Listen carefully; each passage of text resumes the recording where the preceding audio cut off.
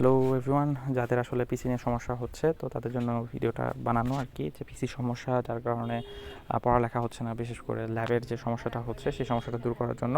তো এখানে আমি অলরেডি বাইরে আসছি আর কি, আমি বাসায় নাই, আমার কাছে পিসি টিসি নাই। আমিও ভাবলাম যে তাহলে একটু টার্মাক্সের কাজটা করে দেখাই, তাহলে আপনাদেরও হয়ে যাবে আমারও হয়ে যাবে। সো আমি টার্মাক্সটা অলরেডি ডাউনলোড করে রাখছি, প্লে স্টোর থেকে এটা ডাউনলোড করা যায়। 18 MB, মেবি 18 MB 19 MBর মতো হবে খুব বেশি হলে।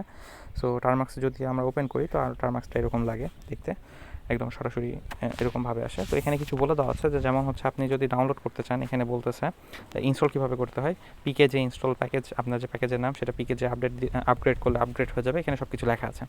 ওকে, সো ওগুলো আমরা বাদ দিয়ে আমরা সরাসরি চলে আসি যে আমাদের আসলে ল্যাবের যে টাস্কটা আছে সেই টাস্কগুলো আমরা কীভাবে করবো। না, টাস্ক ইম্পর্টেন্ট। তো আমি আগে ক্লিয়ার করে নিই, আমাদের যে কমেন্টগুলো অলরেডি আমরা জানি তার প্রত্যেকটা এখানে কিন্তু করা সম্ভব। সো আমি ক্লিয়ার করে নিলাম। এরপরের যে কাজ সেটা হচ্ছে যে আমাদের একটা ফাইল তৈরি করতে হবে।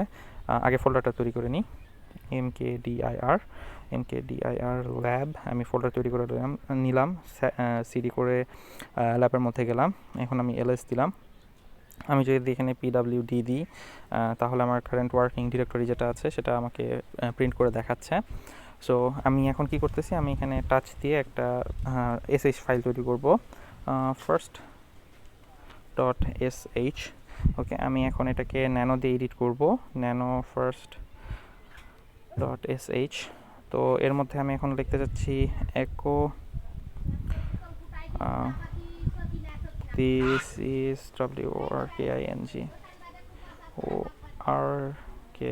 working। আসলে আমার কাছে আমার গ্লাসগুলো নাই, তাই আমার একটু দেখতে অসুবিধা হচ্ছে। সো এখন আমি এক্সিট করব, এটা হচ্ছে কন্ট্রোলের উপরে ক্লিক করলাম। এখন আমার যদি এক্সে দিই, এখানে বলা আছে এক্সে দিলে এক্সিট হয়ে যাবে, আমি কন্ট্রোল এক্সে দিলাম। আমার বাফার সেভ করার কথা বলতেছে, আমি এখন এখানে ওয়াই দিলাম, সেভ হয়ে গেল। এখন আমার এই ক্ষেত্রে কী করতে হয়, এন্টার দিতে হয়। তো আমি এন্টার দেওয়ার জন্য কী করবো, আমি এখানে এন্টার দিলাম। তো আমার এই ন্যানো ফার্স্ট ডট এসএইচ সেটা কিন্তু সেভ হয়ে গেছে, এবং আমি আমার টার্মিনালে অর্থাৎ শেলে ব্যাক চলে আসছি। এখন আমি এই শেল থেকে কী করবো, আমার ওইটাকে রান করবো, তাই না? তাহলে আমি লিখলাম ব্যাশ ফার্স্ট ডট এসএইচ দিলাম। ও সরি, আমার নামটা ভুল করছি। তো ব্যাশ first.sh first. Okay, this is working. So আপনারা এভাবে শেল স্ক্রিপ্টগুলো লিখতে পারেন, আবার এখানে ক্যাট কমান্ড ব্যবহার করে আপনি শেল স্ক্রিপ্টটা দেখতে পারেন, first.sh। সো এখানে ওভাবে কাজগুলো করতে পারেন, অর্থাৎ শেলে যা কাজ করা যায় তার সবগুলো এখানে করা যাবে। ধন্যবাদ, ভালো থাকবেন, ভালো রাখবেন, টাটা।